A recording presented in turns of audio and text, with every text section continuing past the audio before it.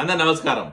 భయమో బాధ్యతో పులివెందుల ఉప ఎన్నికలకు పోతే మొదటికి మోసం అని చెప్పి తత్వం బోధపడిందో, లేకపోతే రఘురామకృష్ణరాజు గారి చిరకాల కోరిక ఎలా నెరవేర్చాలన్న సంకల్పంతో తెలియదు కానీ ఈరోజు జగన్మోహన్ రెడ్డి గారు అసెంబ్లీకి వస్తున్నారని చెప్పి వార్తలు వినపడుతున్నాయి. అటు బ్లూ మీడియాలో అవచ్చు, లేదా వైఎస్ఆర్సీపీ సోషల్ మీడియా ద్వారా అది వింటున్నాం.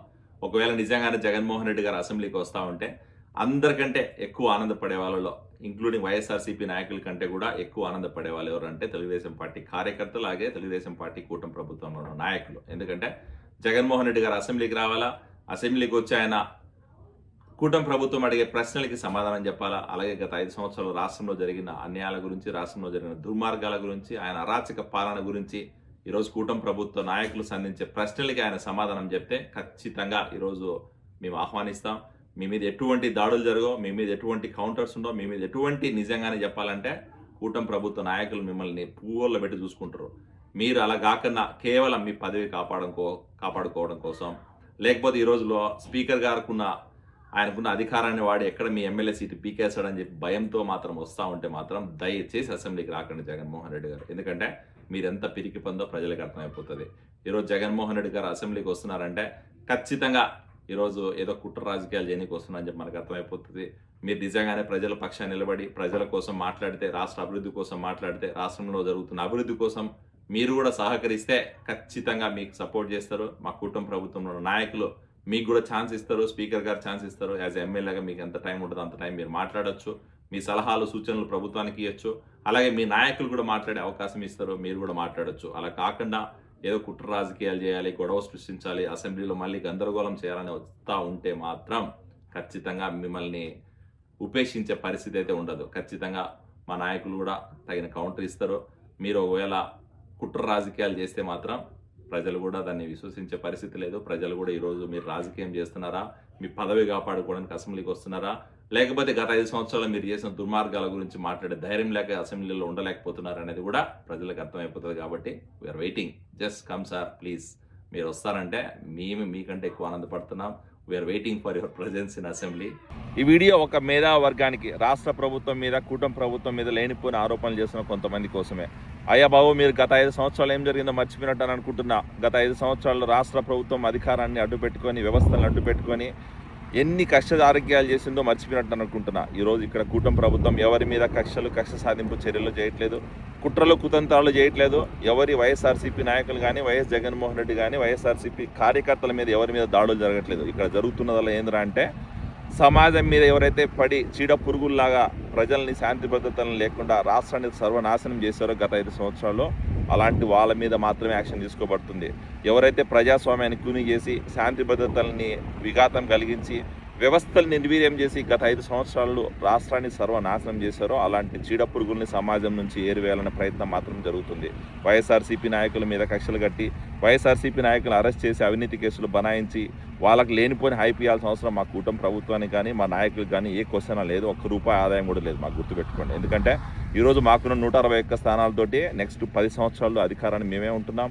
రాష్ట్ర ప్రభుత్వము అలాగే రాష్ట్ర ప్రజల కోసం, రాష్ట్రంలో ఉన్న శాంతి భద్రతలను నెలకొల్పాలి అనే ఉద్దేశంతో మా నాయకులు చంద్రబాబు నాయుడు గారు కానీ, నారా లోకేష్ గారు కానీ, పవన్ కళ్యాణ్ కానీ అకుంఠిత దీక్షతో పనిచేస్తున్నారు. ఈరోజు రాష్ట్రం బాగుపడాలి, రాష్ట్రంలో మళ్ళీ శాంతి భద్రతలు నెలకొల్పాలి, రాష్ట్ర ప్రజలు మళ్ళీ బాగుపడాలి, రాష్ట్రంలో మళ్ళీ ఈరోజు పెట్టుబడులు రావాలంటే ఇలాంటి చీడ పురుగుల్ని సమాజం నుంచి ఏరివేయాల్సిన అవసరం ఉంది. ఇలాంటి చీడ పురుగులు ఉంటే రాష్ట్రానికి శాంతి భద్రతలు ఉండవు, రాష్ట్రంలో ప్రజలు సంతోషంగా ఉండరు. కాబట్టే ఇలాంటి వాళ్ళని వెలివేయాల్సిన అవసరం ఉంది. కాబట్టే ఇలాంటి వాళ్ళని చట్టపరంగా శిక్షిస్తున్నాం తప్ప ఎవరి మీద కుట్ర రాజకీయాలు చేయట్లేదు, ఎవరిని అవినీతి కేసులు బనాయించట్లేదు. మీరు దయచేసి మాట్లాడే ముందు గత 5 సంవత్సరాలు ఏం జరిగిందో గుర్తుపెట్టుకోండి. గత 5 సంవత్సరాలు వైఎస్ జగన్మోహన్ రెడ్డి పరిపాలన ఎలా ఉందో ఒకసారి మెమరీ చేసుకోండి. అలాగే గత 5 సంవత్సరాల్లో జగన్మోహన్ రెడ్డి అవినీతి అధికారాన్ని అడ్డుపెట్టుకొని ఎన్ని అవినీతి పనులు చేశాడో, ఎంత వ్యవస్థను నిర్వీర్యం చేశాడో, ఎంతమంది మీద కేసులు బనాయించాడో, ఎంతమంది తెలుగుదేశం పార్టీ కార్యకర్తల్ని పొట్టన పెట్టుకున్నాడో, సామాన్య ప్రజల్ని ఎంత ఇబ్బందులు పెట్టాడో ఒకసారి ఆలోచించుకొని మాట్లాడితే మీకు బాగుంటుంది, మాకు బాగుంటుంది. అసలు ఏం జరుగుతుంది? తప్పు ఎవరిది? ఏపీపీఎస్సీ గ్రూప్ 2 ఎగ్జామ్ చుట్టూ ఈ సందిగ్ధతకి కారణం ఎవరు?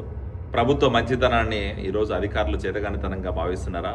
అసలు ప్రభుత్వము లేకపోతే ప్రజాస్వామ్యంలో ప్రభుత్వమైనా, ప్రభుత్వ అధికారులైనా, ప్రభుత్వంలో ఉన్న పాలకులైనా కూడా ప్రజల మనోభావాల్ని గౌరవించి, ప్రజల మనోభావాల్ని కన్సిడర్ చేసి ఈరోజు ప్రజాస్వామ్య పాలన అందిస్తే ఈరోజు ప్రజలకు మంచిది, ప్రజాస్వామ్యంలో ఉన్న అధికారులకి, నాయకులు కూడా మంచిది. కానీ ఈరోజు గ్రూప్ 2 ఏపీపీఎస్సీ ఎగ్జామ్ చుట్టూ జరుగుతున్న ఈ సందిగ్ధత చూస్తూ ఉంటే ఖచ్చితంగా పాలకులైనా లేకపోతే ప్రభుత్వంలోని అధికారులైనా కూడా ప్రజల మనోభావాల్ని కానీ, ప్రజల మనోభావాల్ని కన్సిడర్ చేయలేని పరిస్థితులు ఉన్నారని చెప్పి మనకు అర్థమైపోతుంది. ఏపీపీఎస్సీ బోర్డు ఖచ్చితంగా ఇండిపెండెంట్ ఆర్గనైజేషన్, వాళ్ళకంటూ ఒక అధికారం ఉంది, వాళ్ళకంటూ అధికారం డెసిషన్ తీసుకునే అధికారం అయితే ఖచ్చితంగా ఉంది, కాదని చెప్పలేదు. కాకపోతే గ్రూప్ 2 ఎగ్జామ్ చుట్టూ ఈ సందిగ్ధత, గ్రూప్ 2 ఎగ్జామ్ చుట్టూ ఈరోజు చాలామంది డిపెండ్ అయినారు. గ్రూప్ 2 ఎగ్జామ్ నోటిఫికేషన్ కోసం కొన్ని లక్షల మంది నిరీక్షించినారు. ఈరోజు గ్రూప్ 2 నోటిఫికేషన్ వచ్చింది, దాంట్లో కొన్ని మిస్టేక్స్ ఉన్నాయి.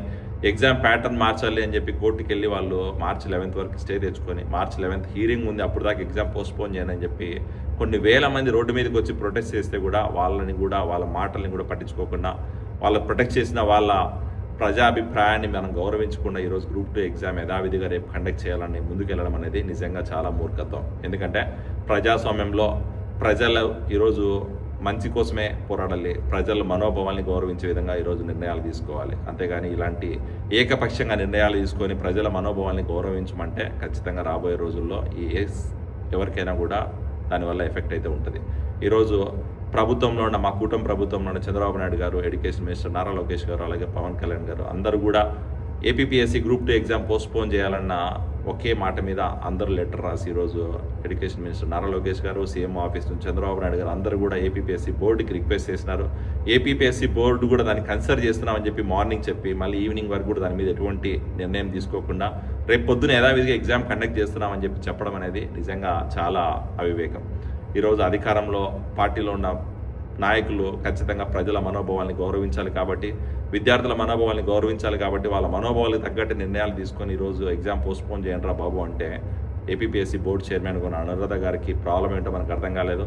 అసలు ఆమె ఎందుకు రెస్పాండ్ అవ్వట్లేదు అర్థం కాలేదు. అసలు ఏపీపీఎస్సీ బోర్డుకున్న మీ అధికారం కాదని చెప్పలేదు. కాకపోతే వ్యవస్థల్ని మేము ఇన్వాల్వ్ అవ్వకూడదు, వ్యవస్థలు మేము ఇన్వాల్వ్ అయ్యే వాటిని రెచ్చగొట్టకూడదు అనే ఉద్దేశంతో మా ప్రభుత్వంలో ఉన్న నాయకులు సైలెంట్గా ఉంటే వాళ్ళ మంచితనాన్ని మీరు చేతగానితనంగా భావిస్తున్నారో మాకు అర్థం కాలేదు. కానీ మీరు తీసుకున్న నిర్ణయం అయితే 100% తప్పుడు నిర్ణయం. ఈరోజు ఎంతోమంది విద్యార్థులు ఈరోజు దాన్ని వ్యతిరేకిస్తున్నారు. అయినా కూడా మీరు పట్టించుకోకుండా వాళ్ళకి సమజాయిషీ చెప్పకుండా రేపు పొద్దున్న ఎగ్జామ్ పెట్టాలనుకుని ముందుకెళ్ళడం అనేది ఏదైతే ఉందో ఖచ్చితంగా ఏపీపీఎస్సీ బోర్డు మిస్టేక్ అని నేను అనుకుంటున్నాను.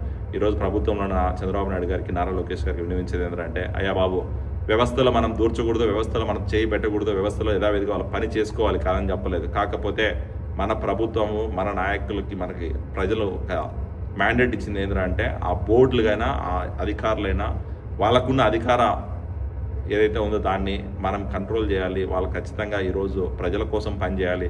వాళ్ళు ఖచ్చితంగా ఈరోజు వ్యవస్థలు ఏదైనా కూడా ప్రజల సంక్షేమం కోసం పనిచేయాలని దాన్ని నడిపించాల్సిన బాధ్యత మన మీద ఉంది. అది గుర్తుపెట్టుకోవాలా. ఈరోజు మన మంచితనాన్ని వాళ్ళు చేతకానితరంగా భావించి ఈరోజు మన మాటలు కూడా గౌరవించకుండా వాళ్ళ ఏకపక్షంగా నిర్ణయాలు తీసుకొని ఈరోజు ఎగ్జామ్ కండక్ట్ చేయడం వల్ల కొన్ని వేల మంది ఈరోజు రోడ్డు మీద పడే పరిస్థితి, కొన్ని వేల మంది విద్యార్థులు రోడ్డుపైకి వచ్చే పరిస్థితి, లా అండ్ ఆర్డర్ మళ్ళీ ప్రాబ్లం అయ్యే పరిస్థితి. మరి ఇలాన్నిటికీ ఎవరు రెస్పాన్సిబిలిటీ తీసుకుంటారు? ఏపీపీఎస్సీ బోర్డు తీసుకుంటారా? తీసుకోదు కదా. ఖచ్చితంగా ప్రభుత్వంలో మన మీదకే చెడ్డ పేరు వస్తుంది.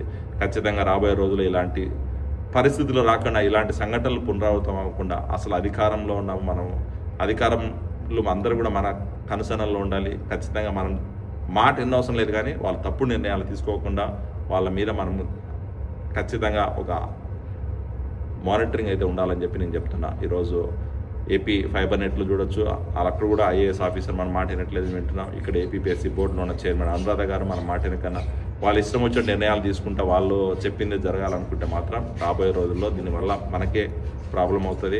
ఖచ్చితంగా దీన్ని కన్సిడర్ చేయాల్సిన అవసరం ఉంది. నారా లోకేష్ గారికి, నారా చంద్రబాబు నాయుడు గారికి నేను చెప్పేది ఏంటంటే, అయ్యా బాబు, వ్యవస్థలో మనం చేయి దూర్చిన అవసరం లేదు, కానీ వ్యవస్థలు తీసుకునే నిర్ణయాల్లో మాత్రం మనం ఖచ్చితంగా అలైన్ అయి ఉండాలా.